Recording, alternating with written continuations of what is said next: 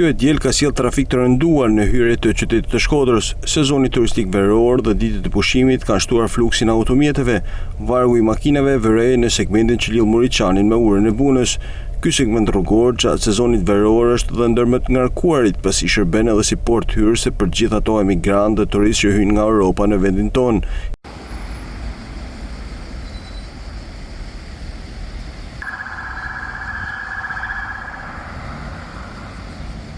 Ndonë se policia rrugore ndodhen në terren për të drejtuar qarkullimin dhe për të menaxhuar situatën, sërish ishte e pamundur shpangja e trafikut.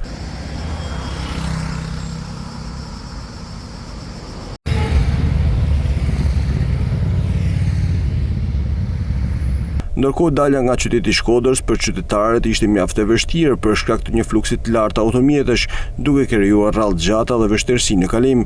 Fluksi i madh drejt Bregdetit këtë të diel duket se është dhe shkaku kryesor i këtij trafiku që nisi para ditën e sotme.